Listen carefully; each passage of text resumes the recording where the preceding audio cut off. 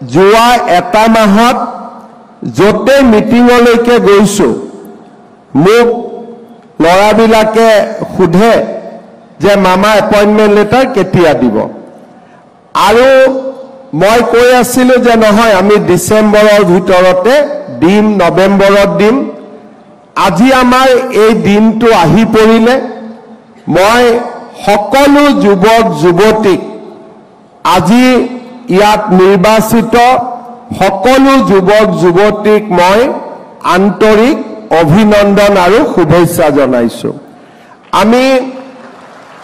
আমি এই পৰ্যায়ত আহিবৰ কাৰণে বহু কষ্ট কৰিছো ৰাতিপুৱা উঠিছো দৌৰিছো কষ্ট কৰিছো কিমান দিনৰ পৰা দৌৰা প্ৰেক্টিছ কৰি আছিলো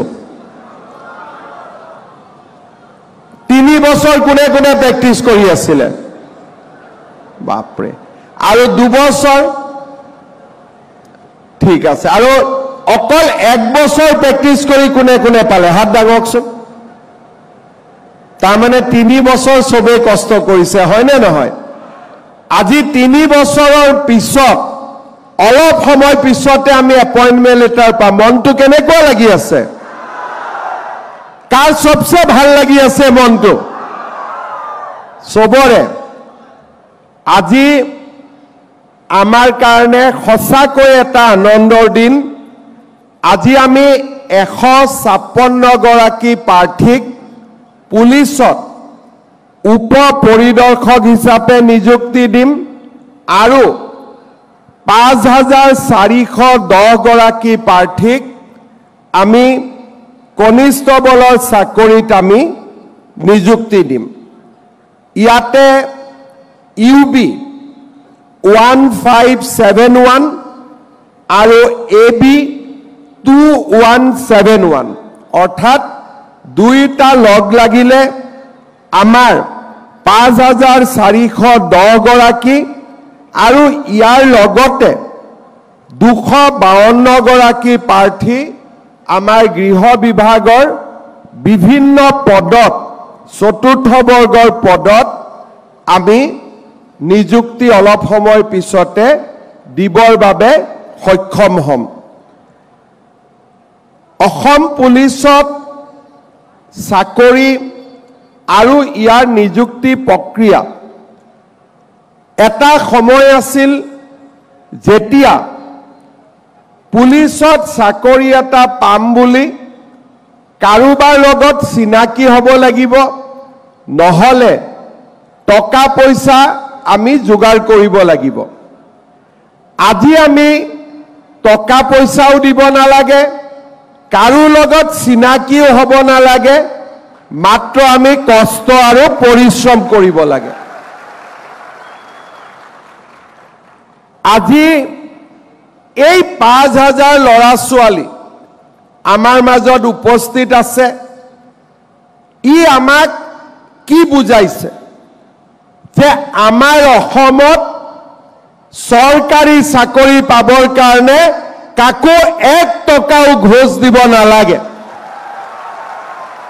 লাগে নেকি কোনোবাই 1 টকাও দিছে নেকি চাকৰিৰ কাৰণে আজি আমি সকলোৱে 3 বছৰ কষ্ট কৰাৰ পিছত মেৰিটত আৰু কষ্ট আৰু পৰিশ্ৰমৰ ফল হিচাপে আজি আমি চৰকাৰী চাকৰি পাবলৈ সক্ষম হলো 5 বছৰ আগতে 10 বছৰ আগতে আমি কোনেও পৰিশ্ৰম কৰি চৰকাৰী চাকৰি নললোহেঁতেন আমি কোনোবা বিষয়া কোনোবা নেতা বা কাৰোবাৰ জৰিয়তে চৰকাৰী চাকৰি এটা পাবৰ বাবে চেষ্টা কৰিলোহেঁতেন মাজত মানুহ থাকিলেহেঁতেন কাৰোবাৰ মাটি বন্ধক দিব লাগিলেহেঁতেন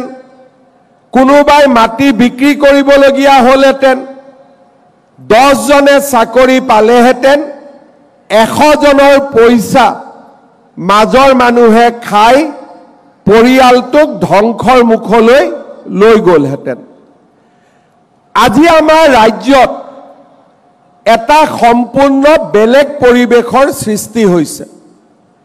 যোৱা ইলেকশ্যনৰ আগতে মই যেতিয়া অসমৰ প্ৰান্তে প্ৰান্তে ইলেকশ্যনৰ মিটিঙত গৈছিলোঁ, মই এটা কথা দেখা পাইছিলোঁ যে আমাৰ যুৱ শক্তিৰ মাজত এটা হতাশাৰ বাতাবৰণ আছে।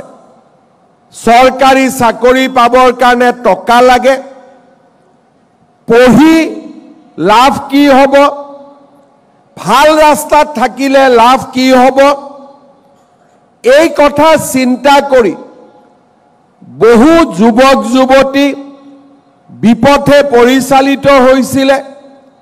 কোনোবাই ড্ৰাগছ আৰু মদৰ প্ৰতি আসক্তি হৈছিলে, কোনোবাই জীৱনত একো নহ'ব বুলি কৰ্ণাটক অন্ধ্ৰ প্ৰদেশত সিকিউৰিটি গাৰ্ডৰ কাম কৰিবলৈ আমাৰ অসমৰ পৰা গুচি গৈছিলে। মই লক্ষ্য কৰিছিলোঁ যে আমাৰ যুৱক যুৱতীৰ মাজত থকা হতাশাৰ বাতাবৰণ যদি আমি আঁতৰাব নোৱাৰোঁ, আমাৰ ৰাজ্যখনে এটা গভীৰ হতাশাৰ বাতাবৰণলৈ আগবাঢ়ি গৈ থাকিব।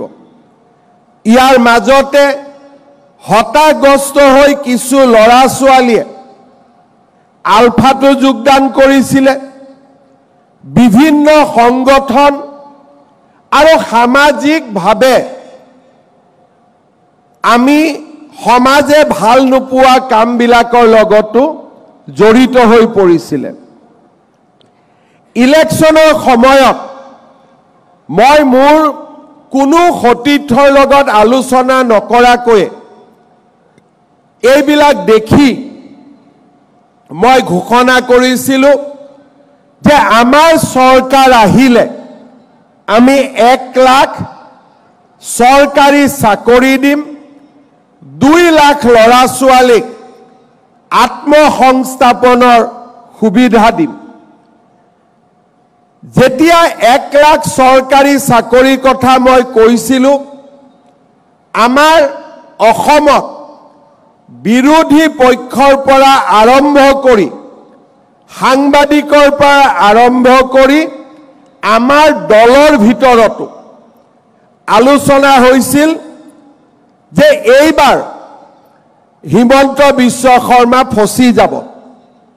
কাৰণ 1 লাখ চাকৰি ক'ৰ পৰা দিব, 1 লাখ চাকৰি কেনেকৈ দিব, আৰু যদি 1 লাখ নহয় 20,000 চাকৰিও যদি দিব খোজে, চাৰিওফালে দুৰ্নীতি হ'ব, টকা পইচাৰ বজাৰ হ'ব, আৰু চৰকাৰখন ৰাইজৰ মাজত অপ্ৰিয় হৈ পৰিব।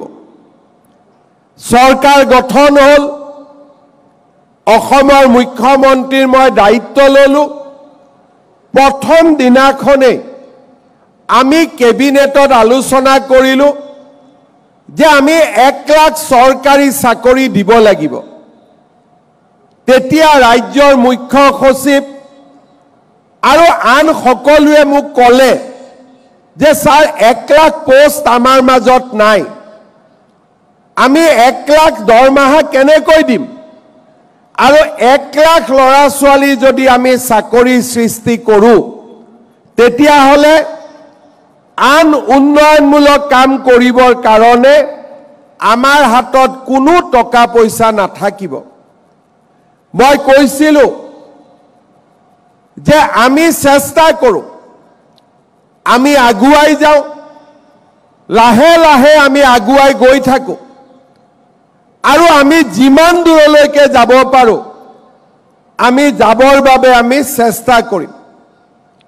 মই তেওঁলোকক কৈছিলোঁ যে পুলিচত ভেকেন্সি থাকিব নালাগে, পুলিচক আমি 0 ভেকেন্সি, তাৰ মানে প্ৰত্যেক বছৰত যিমান পদ খালী হ'ব সেই বছৰতে আমি নিযুক্তিৰ ব্যৱস্থা কৰিব লাগিব।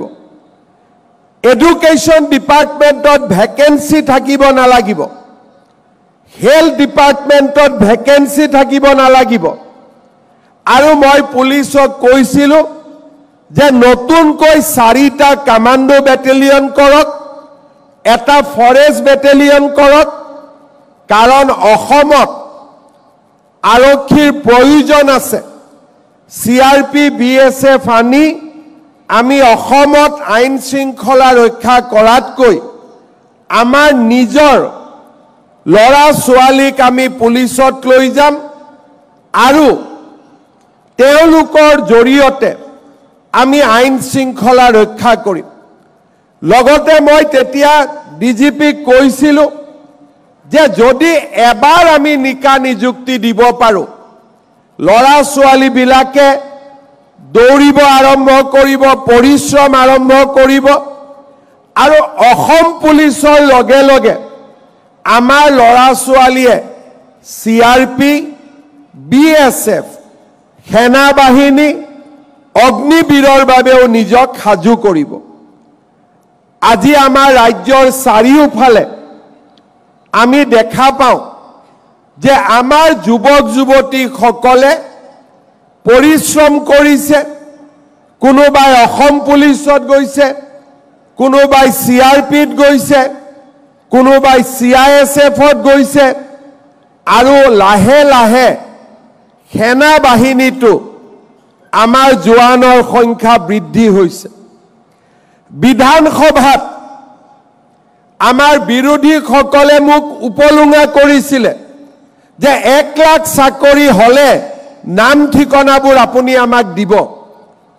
মই মনতে ভাবিছিলোঁ যে 2021 চনত 22 চনত মোক আপোনালোকে উপলুঙা কৰিব, কিন্তু 2025 চন 26 চন পাওঁতে পাওঁতে আপোনালোকে এই কথাবোৰ পাহৰি যাব। আজি মই গৌৰৱেৰে সৈতে ক'ব খোজো যে আমি 1 লাখ চাকৰি দিম বুলি কৈছিলোঁ, এতিয়ালৈকে আমি 1,35,000 ল'ৰা ছোৱালীক আমি চাকৰি দিলোঁ। আৰু আজি এই 5,000 চাকৰি যোগ হৈ যোৱাৰ লগে লগে চাকৰি 1,40,000 পাৰ হ'বগৈ। আৰু আজি আমি গৌৰৱেৰে সৈতে ক'ব পাৰোঁ যে ভাৰতৰ ভিতৰত অসম এনেকুৱা এখন ৰাজ্য য'ত চাকৰি পাবলৈ 1 টকাও কাকো ঘোষ দিব নালাগে, তামোল পাণ এখনো খুৱাব নালাগে। মাত্ৰ পৰিশ্ৰম আৰু কষ্টৰ মাজেৰে আজি আমি চৰকাৰী চাকৰি পাব পাৰোঁ। আৰক্ষীৰ পৰা মেজিষ্ট্ৰেটলৈ, আৰক্ষীৰ পৰা শিক্ষকলৈ, আৰক্ষীৰ পৰা কৃষি বিষয়া ডক্টৰলৈ চৰকাৰী চাকৰিৰ নামত আমি এটকাও কাকো ঘোষ দিব নালাগে। আজি আমি চাকৰি পাইছোঁ, আজি আমি চাকৰি পোৱা যুৱকসকল যুৱতীসকল আমাক দেখা পায় আৰু আন 10 জনে পৰিশ্ৰম কৰিবলৈ শিকিব। কেইটামান দিন আগত মই ক্ষেত্ৰীলৈ গৈছিলোঁ, ইয়াত আছে 2জন ল'ৰাই পুলিচত চাকৰি পাইছে আৰু 15 জনক দৌৰোৱা প্ৰেক্টিছ কৰাই আছে যে অহাবাৰ বাকীসকলেও পাব লাগিব। তাৰ মানে আমাৰ গাঁৱৰ সফল প্ৰাৰ্থীসকলে আজি 10 জন ল'ৰাক অনুপ্ৰাণিত কৰিব পাৰে। আপোনালোক আজি এজন এজন আদৰ্শ যুৱক যুৱতীলৈ ৰূপান্তৰ হৈছে। কাৰণ যোৱা 3 বছৰত আপোনালোকৰ কোনেও মদ খাম তাক চিন্তা কৰা নাই, কোনেও বেয়া ৰাস্তাত যাম তাক চিন্তা কৰা নাই। ৰাতিপুৱা 4টা বজাতে টোপনিৰ পৰা উঠি মাত্ৰ ফিল্ডত দৌৰি আছে দৌৰি আছে দৌৰি আছে যে আমি পুলিচত চাকৰি এটা পাব লাগিব। আমাৰ গাঁৱৰ পৰিৱেশবিলাক ভাল হৈছে। এতিয়া গাঁৱত গ'লে মোক ল'ৰা ছোৱালীয়ে কয়, গুৱাহাটীৰ পৰা আমি অনুভৱ কৰিব নোৱাৰো গাঁৱৰ সমাজত অহা পৰিৱৰ্তন।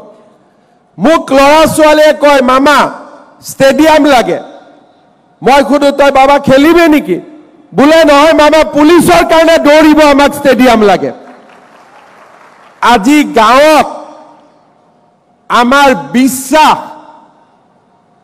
এটা নতুন পৰম্পৰালৈ পৰিণত হৈছে। অসমত এতিয়া কোনেও ভাবিব নোৱাৰে যে চাকৰিৰ কাৰণে মামা থাকালৈকে কোনোবাই 1 টকা ল'ব আশা কৰিব। আজি এই পৰিৱৰ্তিত পৰিৱেশত আমি এখন নতুন অসমৰ সপোন দেখো। মই ৰাজ্যৰ মুখ্য সচিব আৰু সঞ্চালক প্ৰধান ডাঙৰীয়া ইয়াত উপস্থিত আছে।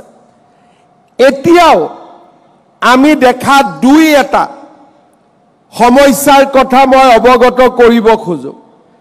আমি যেতিয়া বিনামূলীয়া পৰিশ্ৰম কষ্টৰ মাজেৰে ল'ৰা ছোৱালীবিলাকক চৰকাৰী চাকৰিত পঠাই দিওঁ, ট্ৰেজাৰীলৈকে গৈ NPSৰ নম্বৰটো ল'বৰ কাৰণে তেওঁলোকে ঘোষ দিব লাগে। 200, 250, 300, 400 টকা ঘোষ দিব লাগে। প্ৰথম দৰমহাটো ল'বৰ কাৰণে তেওঁলোকে কাৰোবাক 2 টকা ঘোষ দিব লাগে। মই আমাৰ প্ৰত্যেকজন ল'ৰা ছোৱালীক অনুৰোধ কৰিম, আমি 1 টকা দি চাকৰি পোৱা নাই আৰু আগলৈও কাকো 1 টকাও আমি ঘোষ নিদিওঁ। আৰু কোনোবাই যদি 1 টকাও ল'ব খোজে আপোনালোকে মোক জনাব আৰু আমি নিশ্চিত কৰিম DGP চিফ সেক্ৰেটাৰী সকলোৱে যে চাকৰি লোৱাৰ আগতো পইচা দিয়া নাই, চাকৰি লোৱাৰ পিছতো আমি কাকো টকা নিদিওঁ। ই আমাৰ প্ৰতিজ্ঞা হ'ব লাগিব। পোষ্টিং দিওঁতেও আমি চেষ্টা কৰিছো যাতে আপোনালোকে ট্ৰান্সফাৰ বিচাৰিবলগীয়া নহয়।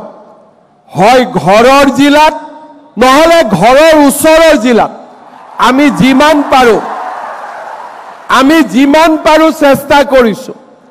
90 জনৰ চেষ্টাত আমি সফল হৈছো। 10 জনক আমি আজি কৰি হয়তো কৰিব পৰা নাই, কিন্তু কেইদিনমান পিছত আজিকালি আমি নতুন নিয়ম কৰিছো। চৰকাৰৰ চাকৰিৰ বদলীকৰণৰ সুবিধাৰ বাবেও আমি স্বাগত সতীৰ্থ বুলি এটা পোৰ্টেল কৰিছো, যাতে আমি নিজৰ ভিতৰতে ট্ৰান্সফাৰবোৰ কৰি থাকিব পাৰো, কাৰো ওচৰত যাব নালাগে। যোৱাবাৰ আমি একেদিনাই 16,000 ল'ৰা ছোৱালীৰ আমি ট্ৰান্সফাৰ পোষ্টিং কৰিছো। কোনো অফিচত যাবলগীয়া হোৱা নাই পোৰ্টেলৰ জৰিয়তে। এইবাৰো আমি পুলিচত চাকৰি দিওঁতে চেষ্টা কৰিছো যাতে ছোৱালীবিলাকেও হোম ডিষ্ট্ৰিক্ট পাওক, ল'ৰাবিলাকে হোম ডিষ্ট্ৰিক্ট নাপালেও কাষৰ জিলাখনত অন্তত চাকৰি পোৱাৰ সুবিধা পাওক। আমি চেষ্টা কৰিছো কাৰণ আমি এখন নতুন অসম বিচাৰো।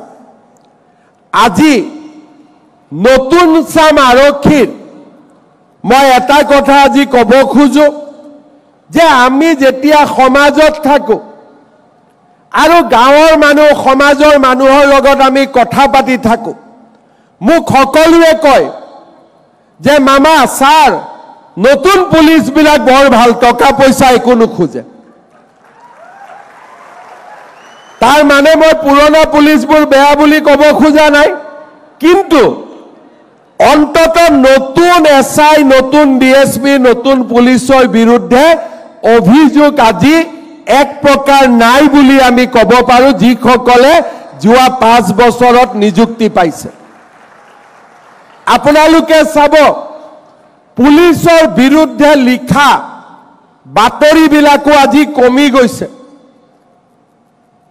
আৰু এটা কথা সকলোৱে মনত ৰাখিব, পুলিচৰ কাম দুখীয়াৰ বিৰুদ্ধে লাঠি চলোৱা নহয়, পুলিচৰ কাম হৈছে অপৰাধীৰ পিঠিত দাণ্ডা চলোৱা। অপৰাধীৰ পিঠিত দাণ্ডা চলোৱা দুখীয়া মানুহৰ নহয় আগত এছাম পুলিচ আছিল ৰিক্সাৱালা পালে পিঠিত লাঠি মাৰে কিন্তু আমাৰ ইয়াত গোট খোৱা বহুতৰ দেউতাই নিজে ৰিক্সা চলায় আগতে বজাৰত তৰকাৰী বিক্ৰী কৰা মানুহজনক লাঠি চলায় আজি মই আপোনালোকক দেউতা মাক লৈ আহিব কিয় কৈছিলো কাৰণ আপোনালোকৰ দেউতায়ো তৰকাৰী বিক্ৰী কৰে আজি বহুতে গাঁৱৰ খেতিয়কজন থানাত আহিলে বেয়া ব্যৱহাৰ কৰে আজি মই আপোনালোকৰ দেউতা মাক কিয় লৈ আহিব কৈছিলো কাৰণ আপোনালোকৰ দেউতা মায়ো খেতি কৰে আৰু বহুতে ঘৰৰ কাষৰ সবজি দোকানখনত গৈ 10 টকা 20 টকা 100 টকা খুজে আৰু দেউতাই ঘৰত গৈ কেনেকে দুখ কৰে তাক আপোনালোকে নিজে বুজে আজি আপোনালোকৰ দেউতাজন ইয়াত সাক্ষী হৈ আছে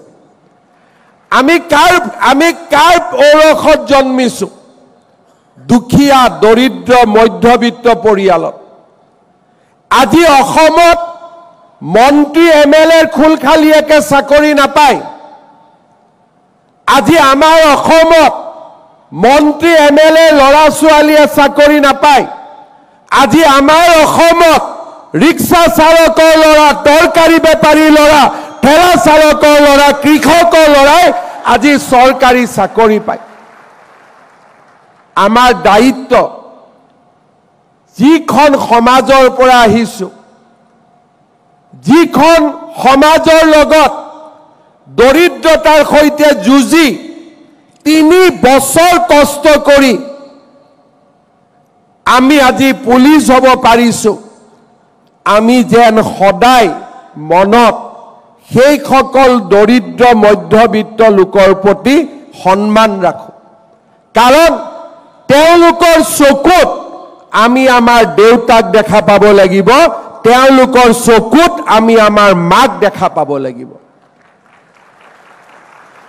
আৰু সেই কাৰণে আজি আমাৰ অসমত পৰিৱৰ্তন হৈছে 10% 20% কৰবাত যদি বেলেগ ৰাস্তাত গৈছে আমি তেওঁলোকক কেনেকৈ ঘূৰাই আনিম তাৰো আমি চিন্তা কৰি থাকো মাজে মাজে আপোনালোকে দেখে যে আমাৰ অফিচাৰ বিলাক দুই এজনৰ ঘৰত পুলিচ যায় 1 কোটি 2 কোটি টকা ধৰিও লৈ আহে আৰু দুই এজনে টকা লওঁতে ধৰোতে তেওঁলোক গ্ৰেপ্তাৰো হয় আজিকালি সেইকাৰণে টকা নগদ নলয় গুগল পেত লৈ লয় কিন্তু তেওঁলোকে বুজি নাপায় যে গুগল পেত ললে বেছি প্ৰমাণ হৈ থাকে টকাটো নিজৰ একাউণ্টতে যায় আৰু গুগল পেত টকা ললে অফিচাৰ সকলৰ কাৰণে বেছি সহজ কাৰ একাউণ্টত কিমান টকা গল আজিকালি এনেকুৱাও দুই এজন আছে যোনে নিজৰ ড্ৰাইভাৰৰ একাউণ্টত টকা লয় নিজৰ লগত থকা এজন দুজনৰ একাউণ্টত টকা লয় কিন্তু আমি এটা কথা জানো যে যেনেকৈ যি নকৰক কিয় আমি সেই সকল ব্যক্তিৰ ঘৰত এদিন নহয় এদিন আমি উপস্থিত হমেই কাৰণ আমি অসমত এই ধৰণৰ টকা পইচাৰ খেলা আমি শেষ কৰিব খুজিছো যোৱা 5 বছৰত আমি সফল হৈছো নহলে এই 1,35,000 দুখীয়া ঘৰৰ লৰা ছোৱালীয়ে কেতিয়াও চাকৰি নাপালেহেঁতেন আজি আমাৰ কাৰণে এটা আনন্দৰ দিন স্মৰণীয় দিন মই সকলোকে আকৌ এবাৰ শুভেচ্ছা জনাম আৰু আজি ঘৰত গৈ নিজৰ ভাইটি ভণ্টিক সকলোৱে ক'ব লাগিব যে আজি আমি এপইণ্টমেণ্ট লৈ আহিলো আৰু অহা 2 দিনত মামাই নতুন এডভাৰটাইজ দিব গতিকে আমি দৌৰা কাম চলাই থাকিব লাগে অহা আজি গল কালি গল পৰহি দিনাখন আমি আকৌ 5,000 পোষ্টৰ আমি এডভাৰটাইজ মুকলি কৰি দিম তাৰ মানে অসমত নিযুক্তি চলিয়ে থাকিব আজি আমি পালো ঘৰত গৈ ভাইটিক কম যে আজিৰ পৰা তই দৌৰিব আৰম্ভ কৰ, কাৰণ এডভাৰটাইজ আৰম্ভ হৈ গ'লেই। আমাৰ বন্ধুসকলক কম, যিসকলে নোপোৱা বুলি দুখ কৰি আছে, যে তহঁতি চিন্তা কৰিব নালাগে, আকৌ পোষ্ট ওলালে আকৌ চেষ্টা কৰিব লাগে। আৰু অহাবাৰ ইলেকশ্যনৰ পিছতো 1 লাখ গৈ 2 লাখ পাই যাবগৈ, আৰু কিমান আগুৱাই যাবতো চিন্তাই নাই। আমাৰ সুবিধা ওলাইয়ে থাকিব। আৰু তাৰ কাৰণে আমি সকলোৱে পৰিশ্ৰম কৰি থাকিব লাগিব, আৰু সকলোৱে নিজৰ দায়িত্ব সুন্দৰভাৱে পালন কৰি থাকিব লাগিব। আজি আমি অলপ ভাল কৰি কথা পাতিছোঁ। যেতিয়া ইউনিফৰ্ম পিন্ধিম, মোক লগ পালে ডাঙৰ অফিচাৰবিলাকে কথা পাতিব নিদিব, ক'ব পুলিচত ডিচিপ্লিন আছে। পুলিচত ডিচিপ্লিন আছে, সঁচা কথা, কাৰণ আৰক্ষী ডিচিপ্লিন আৰু শৃংখলাৰ ওপৰত চলে। ইয়াৰ পৰা গৈ আমি ট্ৰেইনিং ল'ম। আমাৰ লাচিত বৰফুকন পুলিচ একাডেমীত আমাৰ ট্ৰেইনিং হ'ব। SI সকল নেপাত যাব, লাচিত বৰফুকন পুলিচ একাডেমীটো যাব। আজিৰ পৰা আমাৰ জীৱনলৈ পৰিৱৰ্তন আহিব, কাৰণ আজিৰ পৰা আমি ইউনিফৰ্ম পিন্ধিম। আজিৰ পৰা নালাগে, 10 তাৰিখে জইন কৰিলে হ'ব, ঠিক আছে? কোন তাৰিখে জইন কৰিব লাগে মই কৈ দিছোঁ। এইকেইটা দিন, 3-4টা দিন, এসপ্তাহ আমি ফূৰ্তি কৰিব পাৰোঁ। 10 তাৰিখৰ পিছত নিজৰ গৃহ জিলাত আমি প্ৰথমতে জইন কৰিম। তাতে আমাৰ স্বাস্থ্য পৰীক্ষা হ'ব, আৰু তাৰ পিছত আমি সুন্দৰ কৰি য'ত আমাৰ পোষ্টিং, মোৰ অলপ ভুল হৈ গৈছিল, আকৌ শুদ্ধ কৰি দিছোঁ। 6 ডিচেম্বৰত আমি নিজৰ হোম ডিষ্ট্ৰিক্টত যাব লাগিব মেডিকেল এক্সামিনেশ্যনৰ কাৰণে। কোন তাৰিখে যাব লাগিব? 6 তাৰিখে নিজৰ গৃহ জিলাত আমাৰ মেডিকেল এক্সামিনেশ্যন হ'ব, আৰু 15 তাৰিখে আমি 10 তাৰিখে আমি নিজৰ পোষ্টিং, মেক্সিমামৰ গৃহ জিলাতে আছে, যাৰ ওচৰৰ জিলাত পোষ্টিং আছে, পোষ্টিঙত যাব লাগিব। আৰু তাৰ পিছত আপোনালোকক আমি ট্ৰেইনিঙৰ বাবে মাতিম, আৰু আপোনালোকৰ ট্ৰেইনিং আমাৰ নিজৰ বেটেলিয়নতো হ'ব। কিছুমানৰ ট্ৰেইনিং নিজৰ বেটেলিয়ন, আৰু কিছুমানৰ ট্ৰেইনিং আমাৰ লাচিত বৰফুকন পুলিচ একাডেমীত হ'ব। কষ্ট কৰি আমি ট্ৰেইনিং কৰাৰ পিছত আমাৰ পাছিং আউট পেৰেড হ'ব, আৰু পাছিং আউট পেৰেডৰ পিছত আমি আমাৰ কৰ্তব্যৰ পথত আমাৰ যাত্ৰা আৰম্ভ কৰিম। তাৰমানে 6 তাৰিখলৈকে আমি চিভিলিয়ান, আজি 3, 4, 5, 6 এইকেইদিনে হাতত আছে। 6 তাৰিখৰ পৰা কিন্তু আমি এটা ডিচিপ্লিনৰ মাজত সোমাই যাম। আৰু আজি অসম পুলিচে শৃংখলাবদ্ধতা, পাৰদৰ্শিতা আৰু গোচৰৰ অনুসন্ধান, এই গোটেইবিলাকৰ ক্ষেত্ৰত আজি আমি বহুত আগবাঢ়ি গৈছোঁ। যোৱা 7 দিন আগতে ভাৰত চৰকাৰৰ গৃহ মন্ত্ৰালয়লৈ তেওঁলোকে ৰেংকিং কৰিছিল, আৰু নিউ ক্ৰিমিনেল ল ইনভেষ্টিগেশ্যনত তেওঁলোকে কৈছিল যে অসম ভাৰতৰ ভিতৰতে 1 নম্বৰ ৰাজ্য, যোনে নতুন পুলিচ আইন মতে আটাইতকৈ বেছি ভাল কাম কৰিব পাৰিছে। আজি আমি যোৱা 5টা বছৰত বহুবিলাক কাম আমাৰ আৰক্ষীত হৈছে। গোচৰৰ সংখ্যা 1,21,000-ৰ পৰা 50,000-লৈ হ্ৰাস পাইছে। নিষ্পত্তি নোহোৱা গোচৰ 1,33,000-ৰ পৰা 14,000 কমিছে।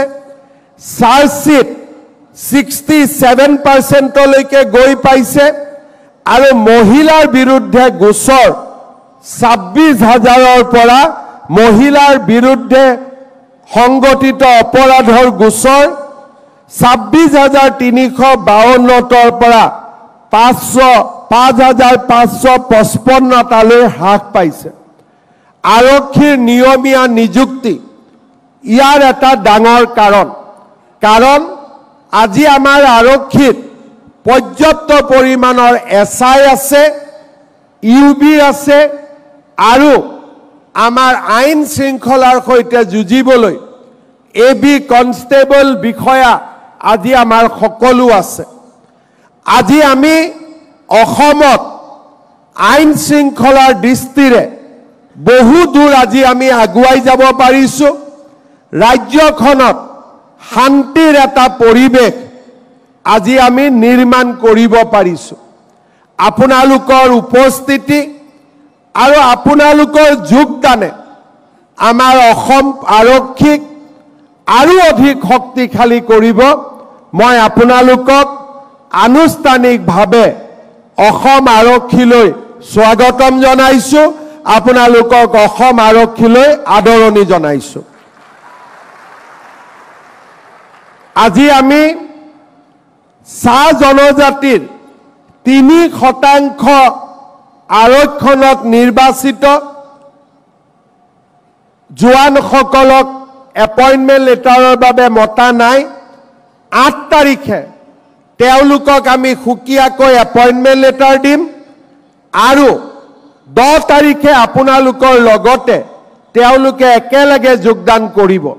যিসকলে আজি ইয়াতে আহিছে, কোনোবাই যদি তেওঁলোকৰ হয়তো এপইণ্টমেণ্ট লেটাৰখন নোলাব, তেওঁলোকে 8 তাৰিখলৈকে অপেক্ষা কৰিব। এতিয়া মই দুটা অনুৰোধ কৰিম। কোনোবা ল'ৰা ছোৱালীৰ ঘৰত যদি আমি অৰুণোদয় পাই আছিলোঁ, আমি নিজে নিজে অৰুণোদয়ৰ পৰা আঁতৰি আহিম, হ'ব? ঘৰত যিহেতু চাকৰি হৈছে, এতিয়া আমাক আৰু অৰুণোদয় নালাগে, হ'বনে নহ'ব? কোনে কোনে পাই আছিল অৰুণোদয়? কাৰ কাৰ ঘৰত আছিলে অৰুণোদয়? ঠিক আছে। চৰকাৰী কৰ্মচাৰীৰ ঘৰত অৰুণোদয় নাথাকে, সেইকাৰণে আপোনালোকে অৰুণোদয় লোৱাৰ পৰা আপোনালোক নিজে নিজে বিৰত থাকিব। দ্বিতীয়তে, আজিৰ পৰা আমাৰ এটা নতুন কৰ্মযাত্ৰা আৰম্ভ হ'ব। পুলিচ মানে চেলেঞ্জৰ কাম। পুলিচে মাজে মাজে বিপদৰ লগতো মুখামুখি হয়। চাকৰি পোৱাৰ আগতে, যোগদান কৰাৰ আগতে ঘৰৰ নামঘৰ মন্দিৰত আপোনালোকে সেৱা কৰি আহিব, যাতে ভগৱানে আপোনালোকক গোটেই জীৱনজোৰা আশীৰ্বাদ দি থাকে। যাৰ যাৰ নামঘৰ, যাৰ যাৰ মন্দিৰ, সকলোতে চাকি এগছ আৰু কিবা এটা আগবঢ়াই আপোনালোকে প্ৰাৰ্থনা কৰি আহিব, যাতে আমি সদায় নিৰাপদে থাকি, সুৰক্ষিত থাকি অসমৰ ৰাইজক ৰক্ষা কৰিব পাৰোঁ, অসমত আইন শৃংখলা আমি ৰক্ষা কৰিব পাৰোঁ। যিদিনাখন আমি পাছিং আউট পেৰেড ল'ম, সিদিনাখন আমি প্ৰতিজ্ঞা কৰিম যে ৰাইজৰ স্বাৰ্থত আমি মৃত্যুকো সাৱটি ল'ব ভয় নকৰোঁ। কিন্তু মৃত্যু আমি নিবিচাৰোঁ। নমৰাকৈ যদি শত্ৰুক মাৰিব পাৰোঁ, সেইটো আটাইতকৈ বেছি ভাল, আৰু তাৰ বাবে আমাক নেদেখাজনৰ আশীৰ্বাদ লাগে।